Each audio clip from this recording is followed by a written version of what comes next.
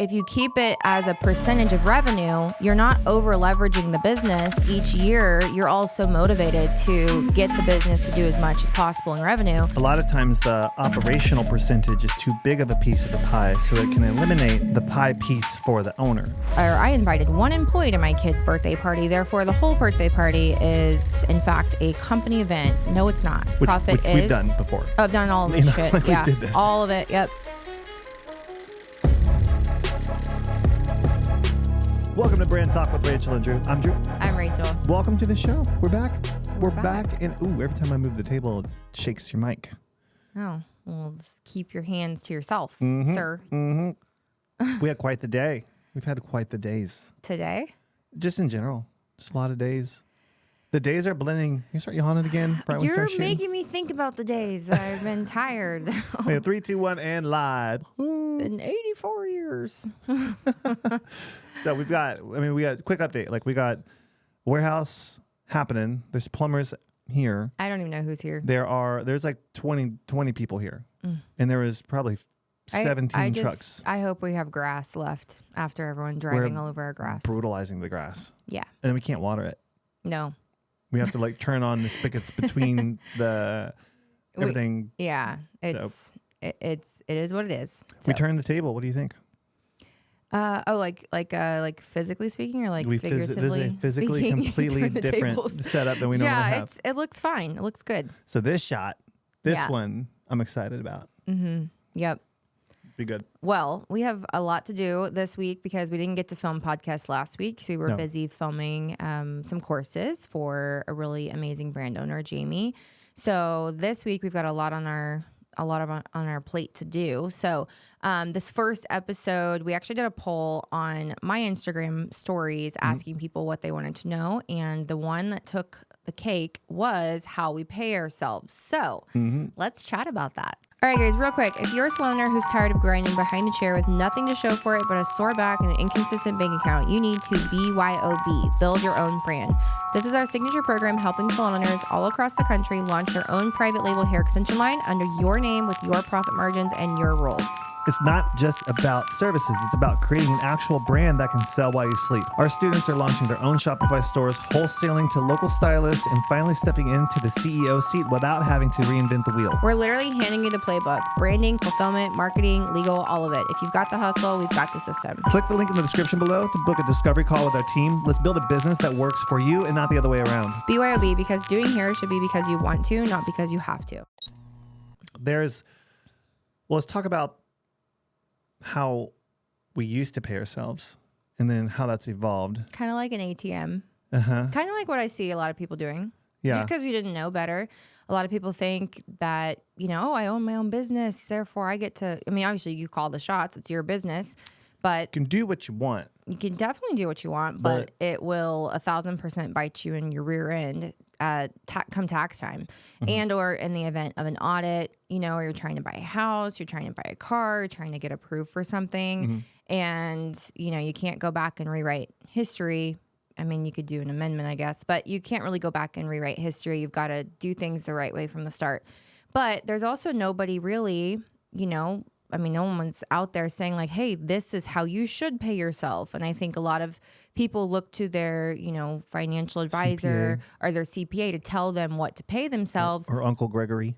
They're going to tell you, hey, I had Uncle Gregory and he was a great guy, very smart. But, you've got people that look to the CPA or the financial advisor, and a lot of times they just like lump them into the same bucket. A lot of times they're paying themselves wrong. It's like, well, they're going to tell them like, oh, hey, if you're an S Corp, like you need to put yourself on salary. You need to pay yourself as a W-2. Like all of that's true, but they're not going to sit here and tell you specifically the number, the amount to pay yourself. So I think a lot of people overcomplicate it. And from my point of view, it's very simple. And, from us paying ourselves every which kind of way for many years because nobody would tell us how, we kind of just like paved our own path and figured it out. So I think when you, again, view your business like a pie, like you've got a circle And I mean, Thanksgiving's around the corner. You got a pie, and you have to give yourself a piece of the pie. And so that piece will be, large or small based on all the other expenses that you have. And so if you look at your business like that and you directly correlate your owner pay to a percentage of revenue, it makes things so much easier to figure out. And then that being said, I think there's a lot of times the operational percentage is too big of a piece of the pie, so it can eliminate the pie piece for the owner. So there's like a dynamic there that the system has to be balanced. Yes. And I think balance of the pie and the numbers are called margin. So the margin is, Rachel's going to do a deeper dive for you guys and get into like the margin as to what it is. I love the cameras right here. It's just like easy, but that way you guys know what's going on. Yeah. So, because a lot of people, like she's saying, they'll talk at this high level and they'll give you an answer that's not an answer.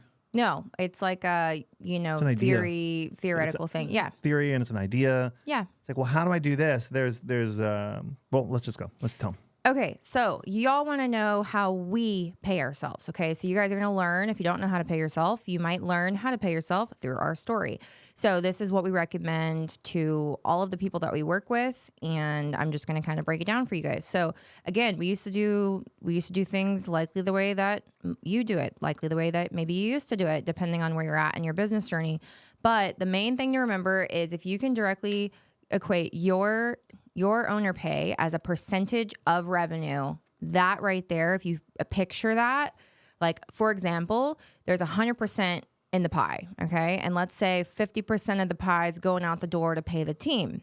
That's, okay, now cool. We have, not only do we have a visual, we also have a percentage. We have 50% left over.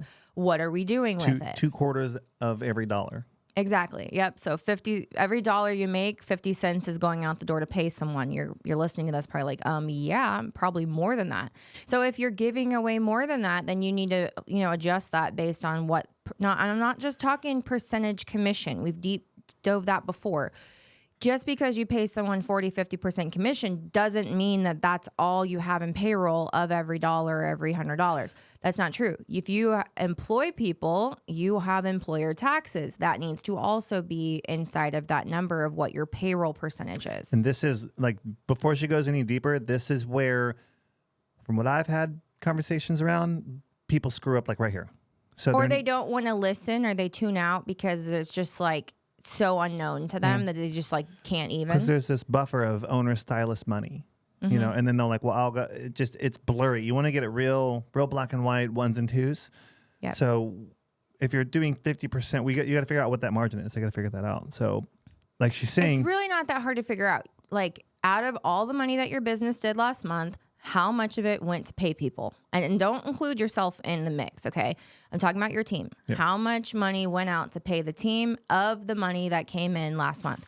And make sure, out of the money that came in last month, make sure that is, you're not inflating those numbers based on account credits, or, if you do deposits in your business like we do, or you have people that buy gift cards and sit on them or whatever, like, don't include those numbers. Those numbers need to be removed. We use Boulevard. We love Boulevard, and we will link a code for you guys below if you want to do a demo. I think it's a great idea if you don't have it.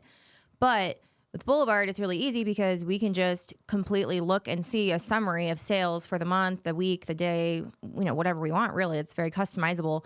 And then we can see specifically what are the account credits, what are the refunds, what were the taxes, what were all the things. And then we can remove or subtract certain things based on that. So for me, I want to know, okay, what money did we earn that went to the bank? Like, what is that? And then of that, how much do we pay our team? So if you are just focusing on a Boulevard report and it shows X amount of dollars, that's fine.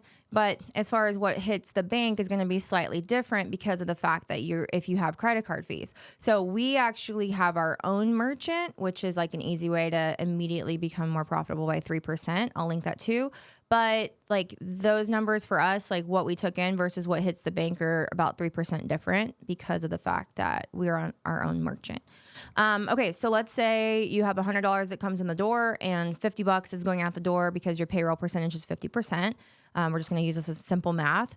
And because that's what we budget in our business is like, okay, well, 50% between commissions, different bonuses, perks, maternity leave, allocations, whatever. Like on average, just half of the money going out the door is going to pay the team. I'm not talking management. I'm not talking hourly people. I'm talking service providers. Okay. And then we've got 50% left over, AKA $50 for every 100. So out of that $50, we have to go pay rent. So rent on average is going to, which I think is a smart move to keep your rent no more than 10% of your revenue. So if you have $50 left over, then $10 is going to go into the rent bucket. Now you have $40. What do we do with it? Now we have to pay for color. We have to pay for toilet paper. We have to pay for, our pay. We have to pay for taxes. There's all these other things. So as y'all can see and hear that the pie gets smaller and smaller. Don't let this deter you from being a commissioned salon owner or a business owner at all. This is how you get it right. This is how you know how you can plan for what you get as an owner. So for us, we pay ourselves between 5 and 10% of revenue. So it just depends on how many managers and how much, how involved we are in the business for that year, basically. So currently we're sitting around 5% because we have a lot of management salaries that we're paying so that we've been able to kind of remove ourselves from the business and can really operate with it more in like a founder role and more of a supportive role. So for us, that might look like, depending on the sales of the salon, $100K or so per location per year. So when I was doing all the things and I was there all the time and doing all the things, and it was 10% all to myself. So for every 2 million, I would get 200 grand as an owner. And then I would also have my hair money that was on top, which was on average between 2 and 250, depending on $200 to $250,000 as a stylist. And then I also, which was 1099 to a different LLC that I had, which was my hair LLC. So that was my hair LLC as a stylist. Then I've got my salon owner LLC that is myself as an owner, which is a W-2 salary. So there were 2 streams of income there because I had 2 different roles. With 2 different structures. 2 different structures. Yeah. So like that right there is like just kind of the like fast version of like how we pay ourselves.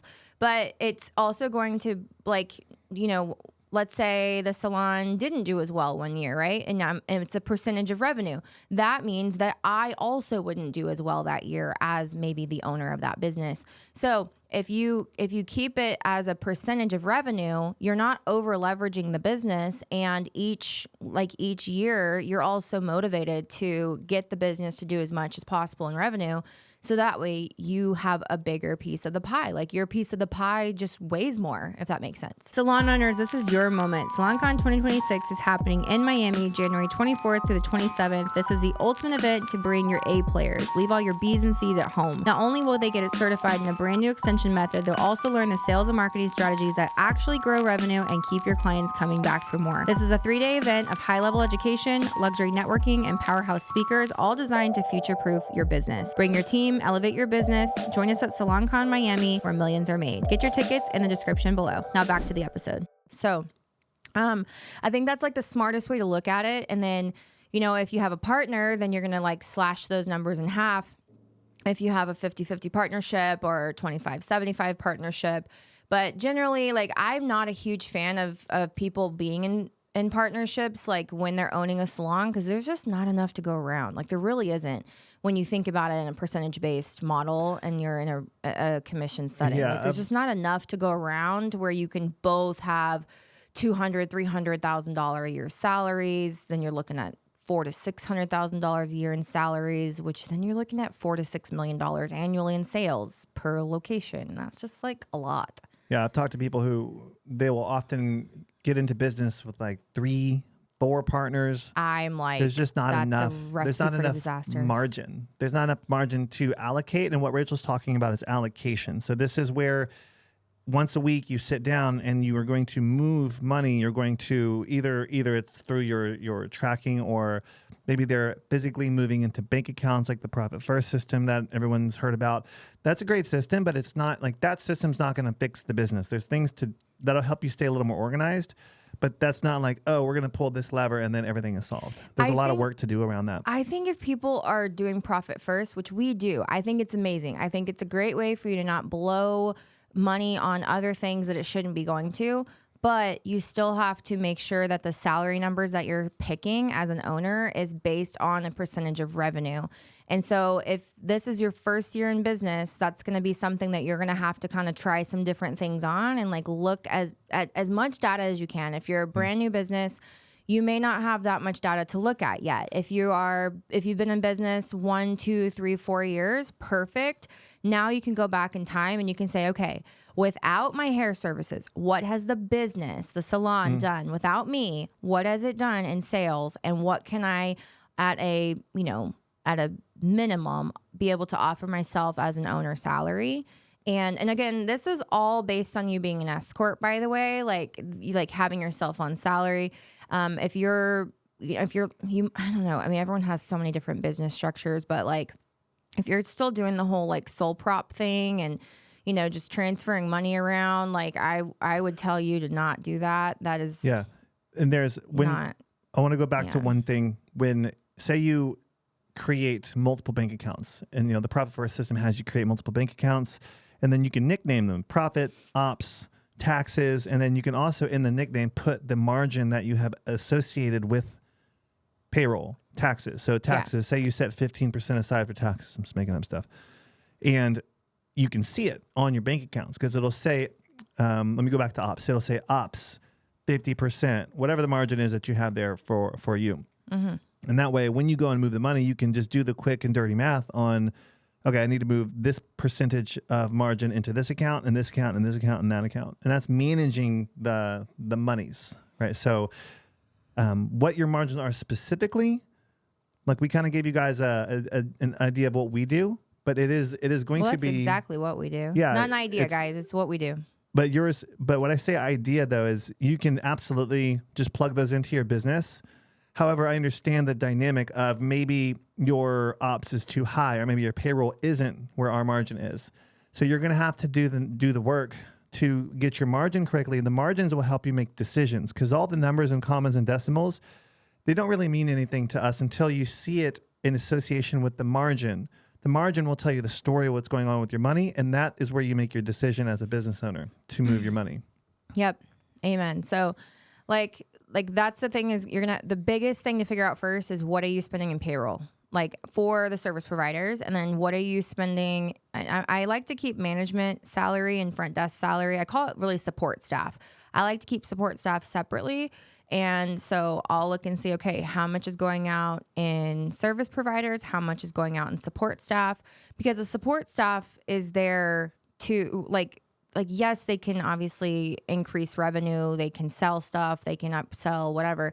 But at the end of the day, like if you're promising somebody a salary, whether they perform or don't perform, like you're still on the hook for that amount of money, period. So, you could do it that way. But I would definitely make sure that you have, if you're doing everything by yourself, try and get to that 10% of revenue mark for yourself as an owner outside of your own services. Let your own services be an extra thing. And you could even have that flow into a separate LLC as a service provider. So that's exactly how I have it set up. That's exactly how I've done it for years. That's exactly how I help people set things up. And then for the owner salary, that needs to be obviously your W-2 situation. And then if you're doing education, you're doing, you have affiliate stuff you got going on, you're doing travel for yourself as a hairstylist, like whatever other things you got, your phone bill, stuff like that. You can deduct all of that against your 1099 income. And from there, you'll be in a pretty good spot because then you're paying in on one side and then you're, not paying in on the other. And then, depending on what your spouse has got going on, it usually shakes out. Let me jump in there real quick. Like, can you walk them through the deduction real quick? Can you kind of explain? There's so many. I know, but can you explain to the audience here? Because I know people know what deductions are, but when you say you can deduct that from your tax burden. Yes. Can you walk through what we mean by that? What I mean by that is like you're as an independent contractor and you have to be really like honest with yourself as to like, what are you doing? If you're going to Target and you're buying a bunch of birthday stuff for your kid and you're going to try to write that off, like I'm going to tell you right now, like you're going to end up screwing yourself at one point or another. Maybe not this year. Maybe you didn't get caught. Maybe you didn't get caught next year. Maybe you've been doing this all along and you didn't get caught. But one day you will, and it's going to suck. And you're going to go back and audit you till the beginning of time because you've been doing the same thing. It's gonna make your margins blurry. Like their true margin is gonna get very blurry and gray, and you're not gonna know. Meaning you're not gonna be able to make the correct decision because you're gonna have conflicting information based off of your behavior. You need to be a real business owner and treat your business like you would want someone to treat your business. Like, it can't just be this loosey-goosey situation where you're like, well, I'm going to write this off, or I talked about work for 4 seconds, I'm going to write the whole thing off, or I invited one employee to my kid's birthday party, therefore the whole birthday party is, in fact, a company event. No, it's not. You and I both know it's not. And so the only way to truly know what your profit is... Which we've done before. I've done all of this shit. Like we did this. All of it, yep. And so anyway, it's just, you don't know truly what your profit is when you are just so casually, like, just carelessly doing stuff like that. And like, of course, there's no one other than maybe us right now that's calling you out for it. But, it's, if you try to go get approved for stuff, you're going to have a really hard time, or you try to sell your business and it's like worth so much, but it literally is worth nothing because there's no profit and your EBITDA sucks. Like, that is... You're propping it up with your stylist money. Doesn't work. Yeah, because you remove yourself as a service provider. Is that business worth anything? Probably not. So we have a really cool business valuation tool that we give our clients, like, whenever they're interested in selling their business. And we've helped a lot of clients sell their business and exit for a multiple and sell it and be able to, like, move on and do other things, or people that have moved across the country. So, the point is, though, is like, if you want to be able to sell your business one day and not be a garage sale, you need to make sure that your business is profitable and that you have consistency. And also, especially whenever you're going into the valuation of the business, if you were to pull your owner's salary out, like that, if you're not profitable with your owner's salary, but if you pull it out and you would become profitable, like, that's good. But somebody, an operator, is going to need to be able to draw a salary from that company if they're going to sit there and operate it. Because if they remove you out of the equation and now all of a sudden you're at 1% profit, like, the business is still worth nothing because you have no money left to pay anyone to run it. Or you'll find someone who doesn't know anything about this stuff and they'll buy it. I've helped lots of new salon owners who thought they bought a really great thing and they didn't buy a really great thing, and now they're having to rebuild something. That's the valuation. So she said valuation. The valuation is just that. It's what is left over after the business is done doing the business for the year. What's the profit? It's your profit. What is this mechanism bringing in, and why should someone buy that? So if something is bringing in, $100,000 profit, right? There's basically that means all the margins are happy and healthy. Yep.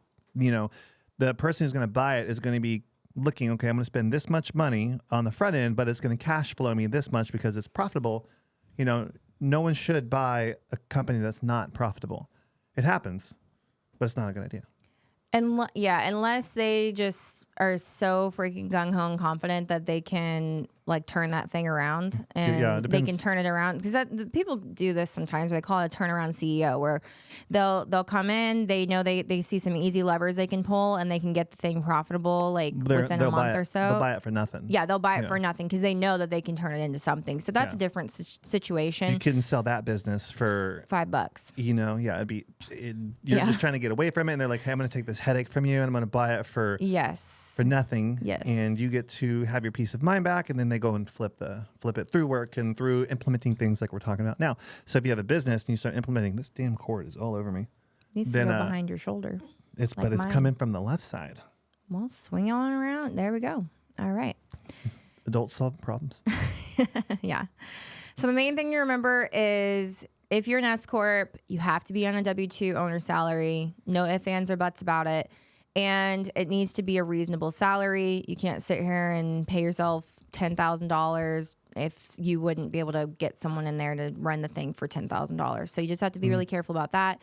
Got to make sure that you're not playing the write-off game, like by breaking the rules and playing it the wrong way, meaning you're writing things off that aren't actually business expenses. You're writing off baby formula and all this other crap. I've seen it all the time.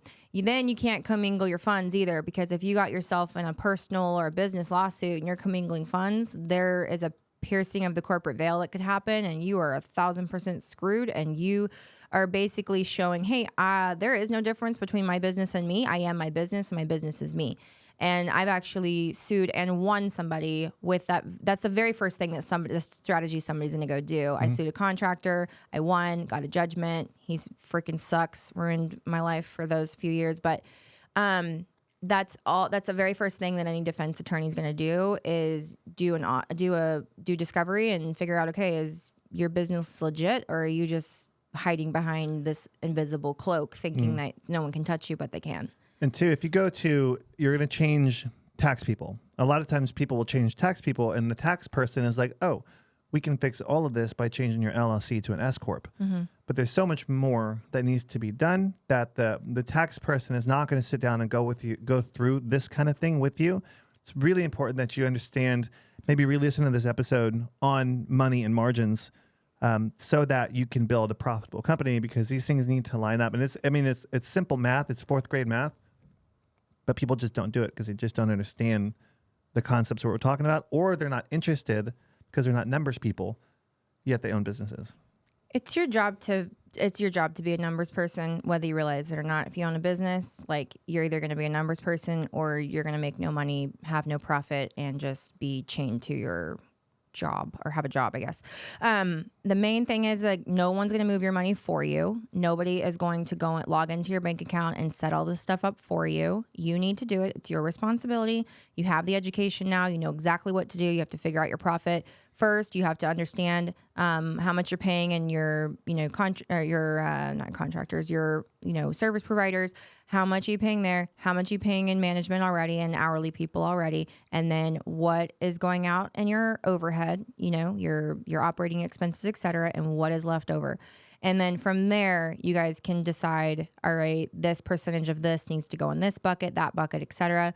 We love Relay. This is actually a new thing for us, like using Relay, and that makes it really easy because you can actually like disperse immediately like percentages of revenue into certain buckets. So it's really great for profit first. We'll link something below. I need to figure out what we can link below, but we'll come up with something and link it for you. But like, this is y'all's responsibility to set this stuff up. If you've been doing it wrong or it's a little loosey-goosey all year long, it's November 2025 right now. You start getting those new habits built and just do it the right way in January. Like, no more loosey-goosey stuff, like flying under the radar, thinking you're getting away with stuff. Like, because there's going to come a day where you're not going to get away with it.